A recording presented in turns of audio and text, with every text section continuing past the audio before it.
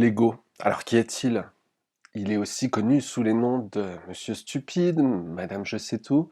Il répond également au surnom de Petit vélo dans la tête. Alors bien sûr, il pense bien faire, mais il est colérique, hypersensible, très rancunier, susceptible.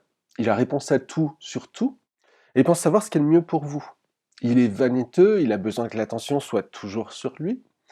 Il veut être en contrôle et se permet de choisir ce qui est bien pour vous, en vous montrant ou en vous cachant ce qu'il veut bien.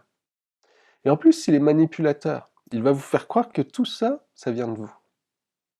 Alors, si vous commencez à lui parler de guide, d'ange gardien, il va vous rire au nez, vous dire que ces synchronicités ne sont en fait que des coïncidences et que statistiquement, c'est normal et que ça peut arriver à tout le monde, à n'importe qui, à n'importe quel moment. Si vous lui dites que vous avez vu votre guide, alors là, il va vous dire que vous avez une imagination débordante et que vous regardez trop la télévision. Et si vous entendez un message dans votre tête, là, il va s'en attribuer tout le mérite, en vous disant que c'était lui, que de toute façon, vous le saviez déjà puisqu'il vous l'avait déjà dit.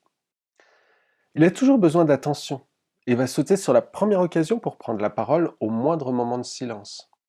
Et si vous ne voulez pas l'écouter, il va vous rendre la vie impossible en vous donnant envie de vous gratter, en vous donnant l'impression que vous avez trop chaud, trop froid, que la musique est trop forte, trop lente, trop rapide. Et s'il perd le contrôle, alors là, il enclenche le plan d'urgence et vous plonge dans un profond sommeil totalement irrésistible. Bref, c'est la vedette principale du spectacle ou rien. Mais l'ego est important, il a sa place, il fait partie de vous. Il lui arrive d'être tellement lourd que c'est grâce à lui que vous ne vous envolez pas trop et que vous n'êtes pas trop perché.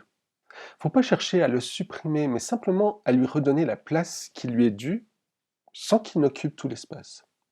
Alors comment faire en méditation ou en auto-hypnose pour qu'il ne vous dérange pas trop? Vous pouvez commencer par le distraire, l'occuper. Imaginez prendre vos clés, votre téléphone, votre agenda, votre ordinateur, vos listes de rappels, vos soucis, vos douleurs, tout ce qui peut servir de prétexte pour vous distraire, et les mettre dans une boîte ou un coffre-fort. Vous le fermez et vous pourrez récupérer tout ça à la fin de la méditation. Également, donnez-lui du travail. Il m'arrive en séance d'hypnose, quand le mental d'une personne est trop présent, de demander à ce petit mental de venir s'asseoir sur une toute petite chaise à côté de moi. De lui demander ensuite d'observer ce qui se passe en silence, en lui disant qu'il pourrait apprendre quelques petites choses intéressantes qu'il n'a jamais vues auparavant. Il aura tout le loisir de vous en parler après. Vous pouvez aussi lui demander de se taire, tout simplement. Alors ça peut sembler bête, mais avant de commencer, adressez-vous à votre mental. Expliquez-lui que vous appréciez son avis, mais que vous avez besoin de ce moment pour vous. Demandez-lui de rester à vos côtés et d'observer en silence. Vous lui demanderez son avis après. Si ça peut vous aider, personnifiez-le pour vous adresser à lui. Imaginez un petit bonhomme tout gentil, mignon, par exemple, genre de Monsieur Patate. Alors, ce sont des petites astuces qui peuvent sembler bêtes comme ça, mais qui fonctionnent. Il existe d'autres outils très efficaces que je vous présente dans la formation pour aller à la rencontre de votre guide.